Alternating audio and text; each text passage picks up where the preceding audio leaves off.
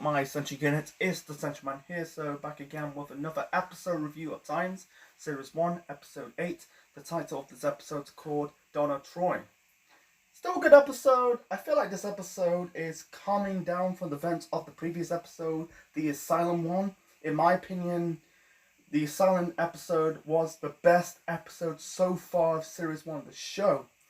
This episode is a good follow-up, I really like it. We got introduced a new character, a little bit focused on the relationship between Rachel and her mother Angela, and showing a bit the identity of Corey, and we got a cliffhanger in this episode in the end. We'll get to those parts later on in this review. So let's talk about Donna Troy. That's the name of this episode. Donna Troy, aka Wonder Girl. I done my research on the character. There's two people portraying the Wonder Girl character.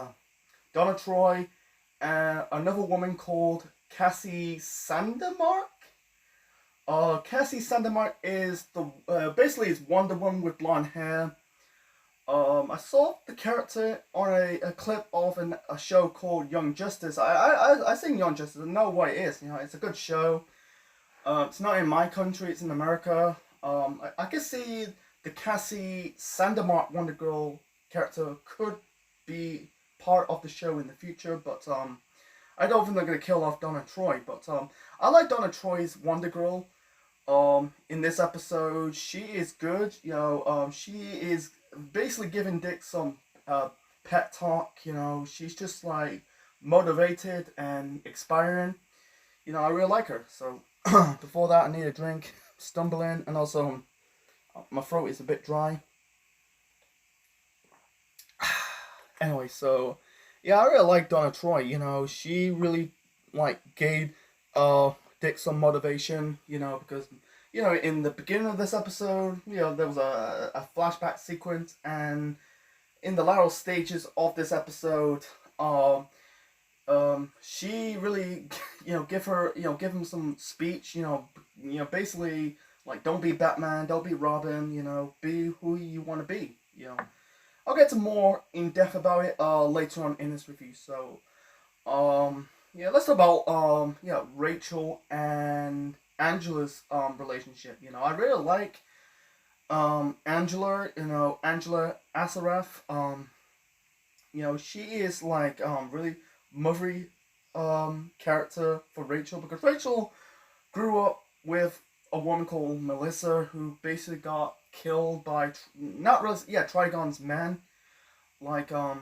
In those they're going on the train. They're basically going to Ohio to go to basically Angela's old house, or Angela and Rachel's old house. She said, Angela said to Rachel that I refuse to let the nurses take you away from me.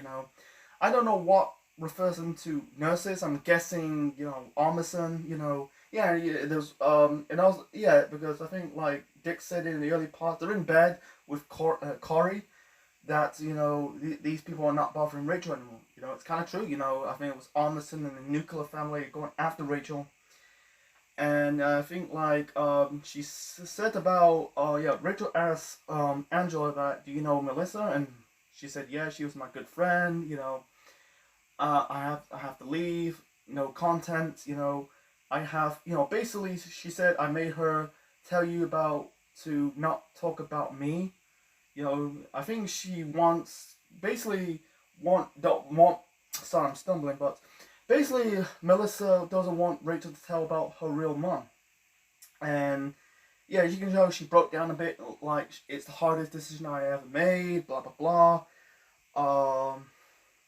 And I think she said about they didn't mention Trigon. It's funny, they never really mentioned Trigon. I heard Trigon's in this series. It's basically filling out more of this arc of Rachel, who she really is. She basically, he said, your dad is charismatic, he's building a cult following, he's bringing his followers to get you. And I think because Armisen and the nuclear family, go back to said I have to make no content, because I guarantee if they're still together, I think Angela might not wind up getting killed by Trigon and his like followers instead of Melissa. And and also she said like, I know you love her, she loves you.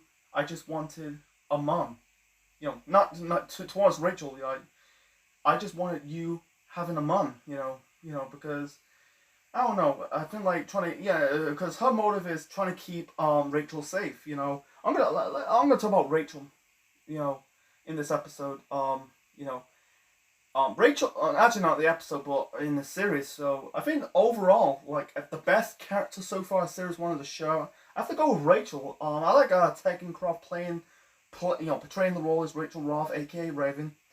She's the best character so far in series one. She's kind of like the glue keeping the team together. She's kind of like the architect of this group. I don't know who was the architect in the original Teen Titans show.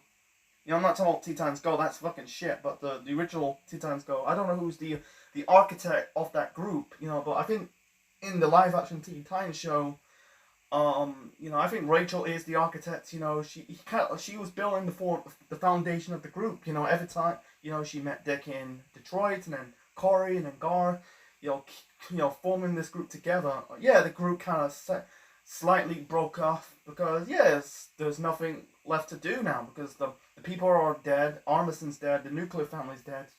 There's nothing left to do. Dick went his own way, and also the rest of the Titans. They're not really officially called Titans, but I'm gonna, for the sake of this episode, I'm gonna call them the Titans. But I need to drink more. Man, my throat's a little bit dry, by the way. So yeah, I think they're like the beginning parts of the episode. You can tell like they're still in Ohio. I don't know, it's the state house or Armison's house. Yeah, and Angela says like, what happens if your house is if you're being locked away for 5 years, and Corey says about was it a ton of tax bill, back taxes and unopened mails and what's inside your fridge, blah blah blah. Let's get to Corey a little bit. Corey, man, they're filling out Corey's arc in this episode. I think they're focused more on Rachel. I say she is the architect of this group, but you could tell like she was, in the beginning, like she was sleeping, she had a bit of a nightmare, and then like in some parts of the episode, you could tell like she's seeing flashbacks of her riding on a spaceship. You can tell like she is alien. She's from Tamaran, and that's the name of the planet. Like she was in the train. She was in the train. She found this guy who's looking at her. It was a guy wearing a suit, wearing a grey tie, and I think he throttled. Yeah, she throttled her. I think that guy's name's Jerry. Said, where are the others? And she said like she's part of the asylum. They tortured. Basically not Dick, not Rachel. It's Dick, Corey, and Gar, and you tell that guy is the U.S. Marshal, because it's still they're still trying to track down Corey after the events of, killing the nuclear dad, in episode 3, I think. It's been weeks ago since I reviewed that episode, but anyway, so, I think Corey kind of got her memory back. We'll get to that later on, but so, anyway, so. Garth was not really a focal point. Basically, he kind of bring up when he killed that doctor in the previous episode. That Corey says to Garth, how's it feel? And he said weird. The tiger's not me. It has control. I'm guessing like he can't control it sometimes. Corey compares Garth to Rachel. That you're similar. And she said to Gar, do you want to make out with her? And Gar says, no. Come on, it's pretty natural. And also like Angela, in the beginning of this episode, basically said to Gar, you care about my daughter a lot. You care about my daughter a lot. Sorry, I'm trying to remember the dialogue that well, but Gar and Rachel, You know, I think they're friends. They're friends. They are friends, man. They're not. I don't see them being boyfriend and girlfriend. You know, you see that. You know, this show kind of get it right with the characters. You know, this show kind of get, you know, like trying to like, you know, doing what, you know, not really copy what the events are, not the events, but from the original Teen Titans show. You know, they kind of got it right. You know, with the a little bit of the character developments of the show. With you know, with Gar, yeah, with Rachel and Gar, yeah, the friends, you know, Beast Boy and Raven, they're more like friends. I never see them want making out or being officially boyfriend and girlfriend. I don't see that. You know, I think that's dumb. You know, the reason why I don't like the Teen Titans Go, you know, Beast Boy, he just want to fuck he just really want to fuck not just Raven but Terra. I don't think we're gonna get Terra on the show. I might see Terra, Terra, not Tara, Terra, Terra. Who knows? But I think like the Teen Titans Go Beast Boy, he wants to fuck both Raven and Terra. You know, because you can tell like Gar has some feelings between Rachel. Those feelings are not really like boyfriend girlfriend feelings. They're more like feelings like I care about you. You're we're friends. You know, you got my back. I got your back. You know. I think you know she. You know, he not really likes, but kind of care about Rachel. You know, and he doesn't want something happen to her. Um. Anyway, so yeah, the one nitpick about Gar so far, you know, is he turns into a tiger. I don't get it, man. You know, I saw clips of in future episodes from probably series 2, not series 3, but series 2 that he's turned to bats. You know, the one nitpick about Gar, you know, he's turned to a tiger. You know, he's more than Tiger Boy than Beast Boy. You know, yeah, it's a slow process. It's just what it is. You know, it's still like Ryan Potter. I think he's good. You know, a good casting to play Beast Boy Gar Logan. Yeah. Let's get to the last stage. Let's get to this thing with between you know, Dick and Donna. At the beginning of this episode, you had a flashback sequence between Dick and Donna. I thought it was Barbara Gordon. For orders, I thought it was still Barbara Gordon in this episode, but like she said, like us sidekicks stick together. You know, and find out that's Donna Troy. Yeah, she said like, yeah, I watched back this episode. She said that like I'm trying to talk to, basically talk to Diana to bring me along. Basically she's kind of like the protege. You know, because Donna Troy was raised by the Amazons of Terra Mascara. Yeah, she said some motivating things to his Dick. In the this is this is after like she's working as a photographer. She got captured by some poachers, and they were selling like some dead animal skin, and then there was another fan with a bear. There was I don't know, was it a grizzly bear or a black bear? I simply do not know. So I thought they're going to shoot and kill the bear. That will be in bad taste and cruel. I clearly never went in that direction, and Dick came out of nowhere, beat the fuck out of these guys in a. It looks like it's a warehouse, or it's more like a car park than a warehouse. I don't know what location, but I thought Donna is working with the poachers. Unfortunately, that's not the case. She's taking pictures. I'm guessing like expose them to the police or someone. She said to Dick that realized I could be more good as Donna Troy. I didn't quit as Wonder Girl. And also, she said to Dick that you'll never become a civilian. You lost that chance when you become Robin. I'm guessing like with Donna, she's trying to be Donna Troy, not Wonder Girl. She can be a hero without wearing, having superpowers or wearing a fancy costume. It's basically a type of brain versus brawn. It's just what it is. So she said to Dick that if you want to kick bad guys' ass, you make sure they don't have a chance, not a single chance they have a chance to get away. Do it. And Dick says, I don't want to be Batman. Don't be Batman. Don't be Robin. Who? He said like maybe it's better than the guy who does small talk.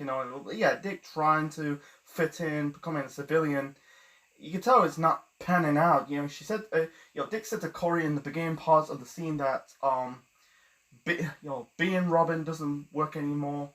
Not being Robin doesn't work either. You know, he's just very hard. Being Robin, it's part of his life, and you can tell it's taking its toll on him. You know, it's hard to become just a normal person.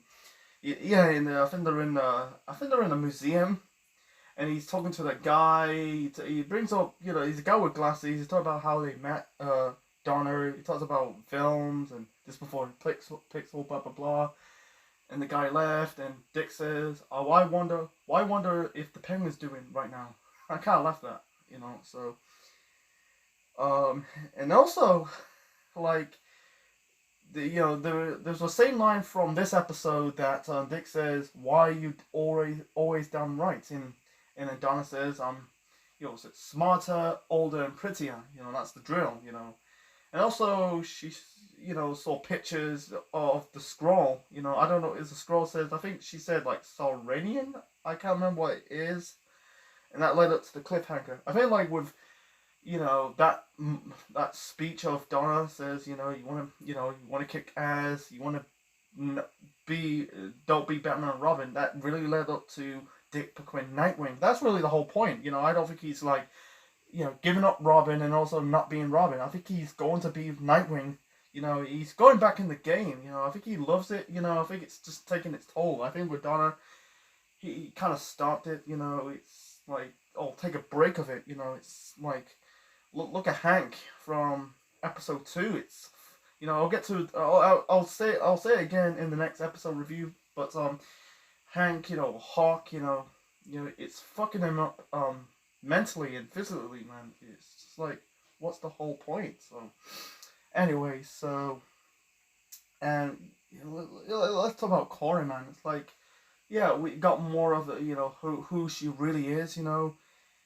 It's like flashbacks of her driving a spaceship, and speaking her native language. She's from Tamaran.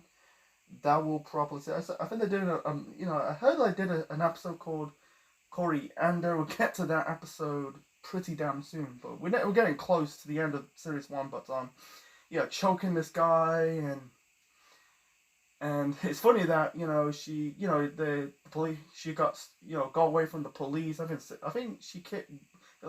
It's funny that there is barely any like action sequence in this episode. It's kind of good.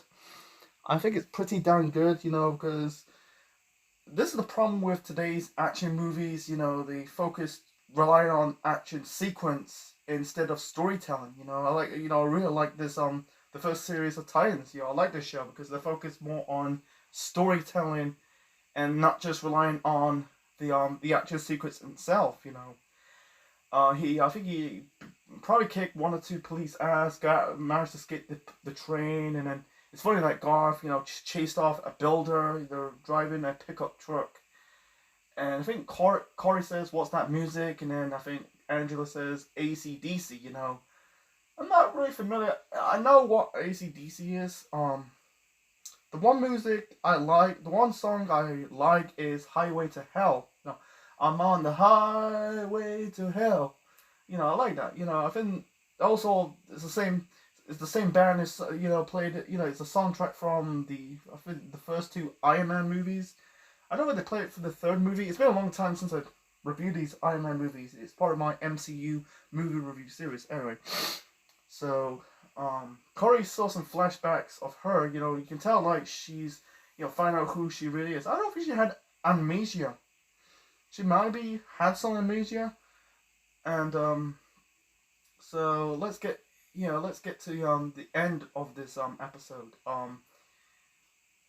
Corey asks Raven, Rachel asks Corey that what's wrong with you? He says something's wrong with me. Says she brings about everything's happened since the asylum. I'm guessing like the asylum kind of triggered why she's acting out. When they cutting us, Corey's stomach, trying to amputate her finger, it gets triggered. You can tell like her memory's starting to get back. Trying to find out who she really is, and Rachel, let me heal you, and touch her, Rachel touched Corey, her hand to her head, and the flashbacks heading back, and I feel like in the end of this episode, I think Donna says to Dick that Corey's there to kill Rachel, and then here's the cliffhanger. Corey grabs Rachel by the throat, and I feel like it's a good cliffhanger. We're not. They'll focus on episode, I think it's episode 10, because I'll get to episode, not episode, yeah, episode 10, episode 9, I'll get to episode 9 next time, so yeah, it's a good cliffhanger, so, I don't know why, Corey wants to kill Rachel, because she's so loyal to Rachel, have her back, and all of a sudden I think that's kind of like a forced heel turn. It came out of nowhere, out of the random blue, I think like, Corey is developing and suffering a little bit of PSD, post traumatic stress disorder. She's having like these PTSD. I think she's suffering. It's like what makes her tick. She'll probably kill the nuclear family all she wants. It's funny that she's strangling that guy, like I said minutes ago. In the train, I thought she's going to kill him. I think she's got some PTSD. Sorry, I'm stumbling, but post-traumatic stress disorder. I don't know, but I think like this is going to be good. I don't want to see him getting killed off. Corey getting killed off, Rachel killed off. Like, why would he kill? Like, Corey's not Corey. Rachel's one of the best characters of series 1. Why you want to kill the two main core members of the original Titans off? That would be fucking stupid and retarded. So that will lead up to episode 10, because episode 9 is the Hawk and Dawn. I think it's a Hawk and Dawn episode. Like I said, you have to wait until next time. So yeah, it's a good cliffhanger. Seeing Rachel screaming in the background like something's wrong, she's end up getting killed or something. I think Corey could probably kill somebody. She's super strong. She's causing fires. The only thing she ain't caused. It's funny that she's causing fires. She set fire to the train. She said in episode 5 that she'll never she basically doesn't do fires at night. It's a real bit of a logic gap. But yeah. I think that's it. To be honest. So yeah, hope you enjoy. Yeah, I think this has been a good episode. It's not the best ones, but I think this was kind of like a good follow up to the Asylum episode. I don't think people probably think it's some of these episodes are bad. I don't think they're bad. I think they were good. They tend to be good to great episodes. It depends on people's opinions, but I don't think there's a bad episode. I think so far, I think we've got 3 more episodes to go. We've got 9, 10, 11. I think overall series 1 has been good. I don't know about series 2 yet for me. I have to wait. I'll probably review it in the future. But I'll probably wait until probably February or March time. Because this month I'm covering Marvel and I've been doing since late November, early December. Or throughout December, reviewing the rest of series 1 of Titans, and then the Hawkeye show, I'm taking a bit of a break of reviewing these DC Marvel stuff, for now, but, yeah, I think it's, I think so overall, I think the show, series 1 of the show has been good. It's been a good series so far, it's been, the episodes I really enjoy.